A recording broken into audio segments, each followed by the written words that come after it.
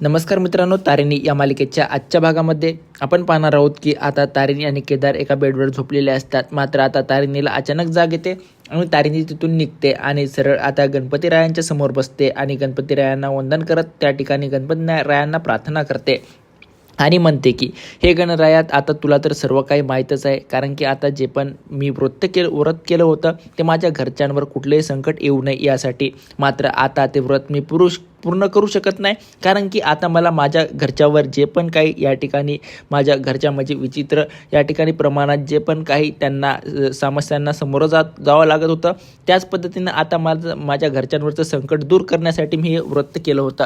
मात्र आता मी हे पूर्ण करू शकत नाही, कारण की आता मला माझ्या घरच्यांबरोबरच मला माझ्या देशाची पण सेवा करायची आहे. माझ्या देशावरचं जे काही संकट आलेलं आहे ते मला दूर करायचं आहे आणि ते दूर करण्यासाठी तू मला पाठबळ दे, असं ती गणरायाला येथे प्रार्थना करत असते आणि म्हणते की काही जरी झालं तरी आता जे पण या व्रताचं मी जे पण उद्यापन आहे ते पूर्ण करू शकत नाही. मात्र आता तुला तर सर्व काही माहीतच आहे की माझ्यावर कशा पद्धतीची जबाबदारी आता एक सोपवलेली आहे, ज्या देशावर मला आता देशासाठी काम करायला जावं लागणार आहे आणि जेपर्यंत ते काम पूर्ण होणार नाही त्यापर्यंत जे पण देशावरचा जे शत्रूचा मी नायनाट करून पुन्हा परत येत नाही तोपर्यंत मी काही शांत बसणार नाही, असं तारिणी आता गणरायाला वंदन करते आणि म्हणते की आता यापुढं जी पण माझ्या बाबतीत घडत त्यासाठी मला तू आशीर्वाद दे आणि जे माझ्या सर्व गोष्टी ह्या बरोबर होऊ दे, असं ती गणरायाला बोलत असते. आणि आता वंदन करून जे पण तिच्या हातातल्या बांगड्या हे असतात त्या सर्व आता तिथे बाजूला करते आणि गणरायाच्या तिथे समोर ती ठेवत असते. मात्र हे सर्व करत असताना आता तारिणी खूपच भावूक झालेली असते, कारण की तिला आता अशा गोष्टी कराव्या लागत आहेत की तिच्यावर खूप मोठी जबाबदारी सोपवलेली आहे, कारण की घरच्यांना तारिणीच्या बाबतीत ह्या सर्व गोष्टीचा काही माहिती नसते. त्यानंतर आता इकडे सर्व गोष्टी केल्यानंतर तारिणी आता तिच्या मनामध्ये एक विश्वास बाळगते आणि म्हणते की आपल्याला काही जरी झालं तरी ह्या गोष्टी पूर्ण करायच्या आहेत. आता ती गणरायाला वंदन करून आता त्या ठिकाणाहून ती निघून पडते आणि आता ती एक धीर मनाने आता घराच्या बाहेर पावलं ठेवत असते. मात्र ती घराच्या बाहेर जात असताना तिला आता पुन्हा एकदा ती मागे घराकडे वळून बघते. ज्या घराने आपल्याला एवढं सर्व काही व्यवस्थितरित्या सांभाळलं, आता तेच घर सोडून आपल्याला एका कामासाठी जावं लागत आहे असं तारिणीला वाटायला लागतं आणि आता तारिणी चक्क तिथून घरातून बाहेर पडते. मात्र सकाळी आता इकडे केदारला जाग आल्यानंतर आता केदार इकडे तिकडे बघतो, तारिणी कुठेही त्याला दिसत नाही. त्यानंतर केदार तारिणीला शोधण्यासाठी आता बाहेर जातो आणि त्यानंतर तिथे त्याला काकू भेटतात. काकू भेटल्यानंतर तो केदार विचारतो की तारिणीला तुम्ही पाहिलं आहे का? काकू म्हणतात का तारिणी नाही का रूममध्ये, असं तसं विचारायला लागतात. नाही केदार म्हणतो ती रूममध्येच असेल, मी एकदा जाऊन बघतो. त्यानंतर आता काकू म्हणतात की तिने सकाळी उठून तर देवाची पूजा केलेली आहे, म्हणजे ती घरातच कुठेतरी असणार, असं आता काकू त्याला सांगायला लागतात.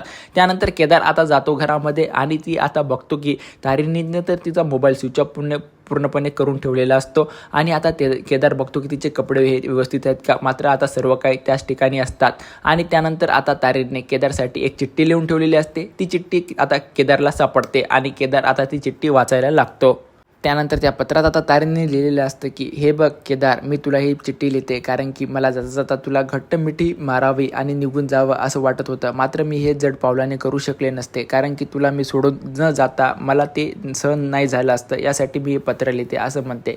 आणि म्हणते की हे बघ, मी या पत्रामध्ये असं लिहिते की आता मी इथून घरातून निघून जात आहेस, मात्र एक गोष्ट तू लक्षात ठेव, आता मी जे पण जाते मी कधी वापस येईल की नाही हे काही सांगता येत नाही आणि तू आपल्या टीमची म्हणजे तारिणी टीमची आणि जे पण आता आपल्या घरच्यांची काळजी घे. मी गेल्यानंतर घरचे तुला खूप सारे प्रश्न विचारतील, कुठे गेले काय गेले, मात्र या सर्वांना तू आता सामोरं जा आणि सर्व काही तू व्यवस्थितरित्या हँडल कर. याच्या विरोधातही खूप लोक तुला त्रास देतील, मात्र तू डगमगायचं नाही आणि सर्व गोष्टी व्यवस्थितरित्या हँडल कर असं बोलते आणि म्हणते की हे बघ, हे मी तुला पत्र लिहिते आणि शेवटी तुझीच तारिणी असं लिहून त्या ठिकाणी आता ते पत्र तारिणी थांबवते. त्यानंतर आता केदार खूपच भावूक झालेला असतो की आपली तारिणी आपल्याला सोडून गेली, न सांगता निघून गेलेली आहे आणि आता तो पत्र केदार पूर्णपणे त्याच्या छातीशी मिठी मारतो, जसं काही तिला वाटतं की आपल्यासमोर तारिणीच आहे आणि आता डोळ्यातून त्याच्या अश्रू निघत असतात.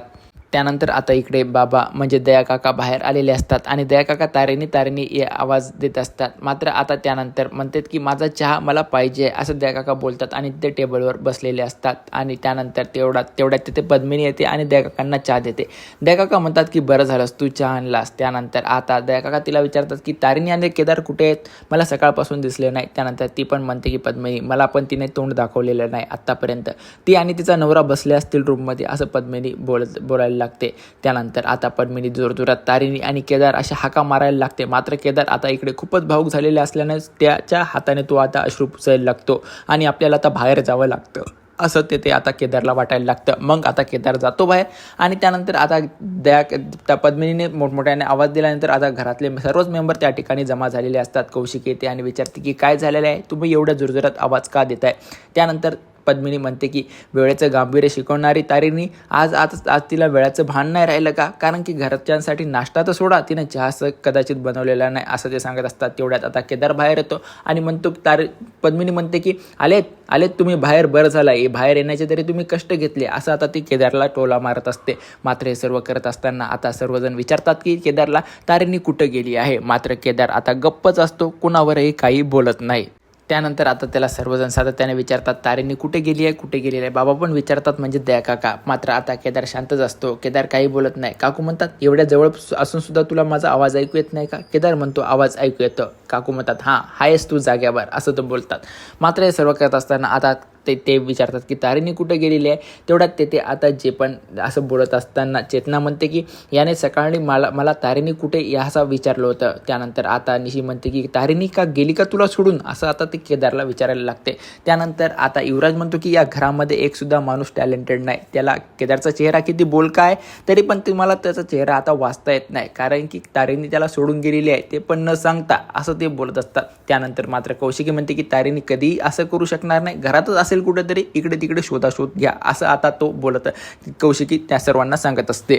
मात्र आता सर्व येथे केदारला बोलायला लागत असतात, काय करावं काय सुचत नाही. त्यानंतर आता चेतना म्हणते की नाही घरामध्ये तारिणी नाही, तारिणी कुठेतरी बाहेरच गेली आहे असं बोलत असताना आता कौशिकी केदारला विचारते खरंच तारिणी घर सोडून निघून गेली का. त्यानंतर आता केदारला नाही इलाजाने केदारला मान डोलवतो आणि आता सर्वांना विश्वास बसतो की नक्कीच तारिणी घर सोडून हे निघून गेलेली आहे. मात्र हे सर्व गोष्टी घडत असताना आता त्यांच्या दोघांवर ते युवराज बोलायला लागतो की हे बघा दयानंद खांडेकर, तुम्ही तर मला खूप माझ्यावर ओरडू नसा ताणू बोलताना. आणि चेतना त्यानंतर कौशिकीला म्हणतो की कौशिकी ते तुला तर सातत्याने माझ्या चुका दिसतात ना. आता तुमची लाडकी तारिणी हे इथून घरातून पसार झालेली आहे. त्यानंतर आता ते म्हणतात की तुम्हाला ते तारिणीला एक पर्याय होता की तिची मैत्री निवडायची की घर, मात्र आता तिने तिचा पर्याय निवडला आहे, ती तिच्या मैत्रीकडे निघून गेलेली आहे, आता बसा तुम्ही बोंबलत असं आता युवराज बोलत असतो. मात्र हे सर्व करत असताना आता त्यानंतर कौशिकी युवराजला म्हणते की युवराज तू काय बोलतोय, तुला लक्षात येते का. त्यानंतर आता युवराज कौशिकीला म्हणतो की तू माझ्यावरच ओरडणार, कारण की तुला अद्यापही तारिणीच्या चुका या दिसल्याच नाही आणि आता ती पसार झाली आहे या घरातून, आता तुला काय करायचं ते तू कर असं केदार आता असं युवराज कौशिकीला बोलत असतो.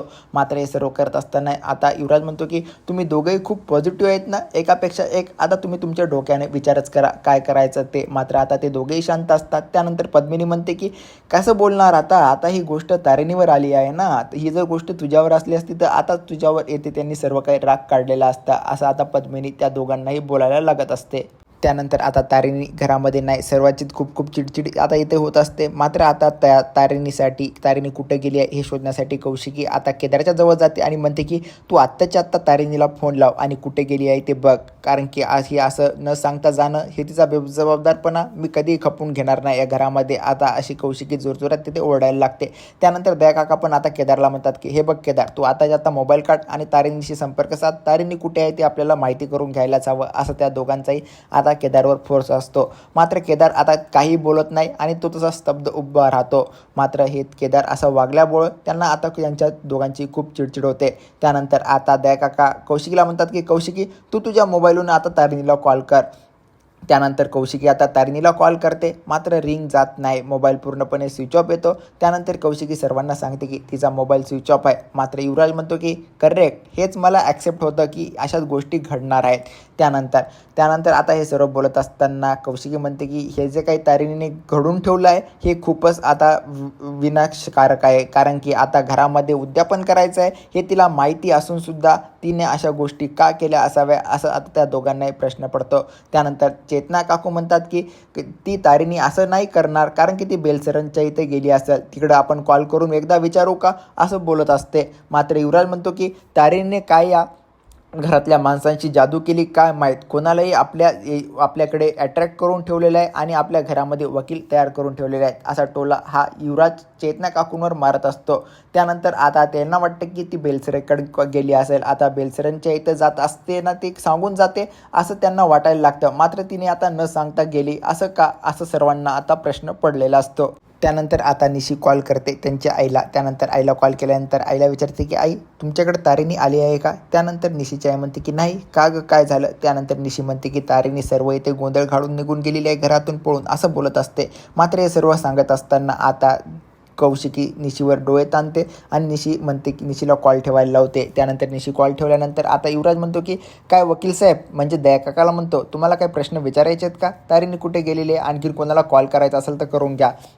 त्यानंतर आता निशी चेतनाकडे जाते आणि म्हणते की बघा तिथं पण नाही, आता ती तारिणी गेली निघून तुमची, हा तुमचा विश्वासघात त्या मुलीने केलेला आहे.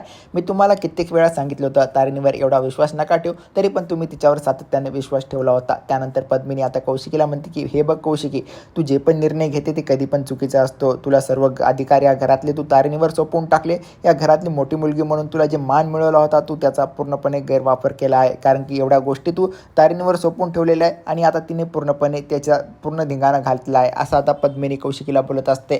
त्यानंतर कौशिकी आता केदारच्या जवळ जाते आणि म्हणते की या घरामध्ये ज्याला मानमर्यादा नाही, कोणी कुठेही कसंही वागत असेल आणि कुणाच्याही गोष्टी आपण ॲक्सेप्ट करत नाहीत आणि ज्या गोष्टी करायला लावल्या होत्या त्या त्यांनी पूर्णपणे पार पाडल्या नाही, यासाठी त्या घरामध्ये त्यांना जागा नाही. म्हणजे ज्या उद्यापनासाठी आपण तारिणीला नेमलं होतं, ज्या गोष्टी मी तारिणीच्या पूर्ण जबाबदाऱ्या या घराच्या तारिणीवर सोपवल्या होत्या, त्या जबाबदाऱ्या तारिणी पाडत नसेल तर तिला आता या घरामध्ये जागा नाही आणि हा निर्णय तारिणीला खूपच महागात पडेल, असं कौशिकी बोलत असते. आणि या घरामध्ये आता इथून पुढे तारिणीला जागा नाही, असं सुद्धा आता कौशिकी सांगत असते.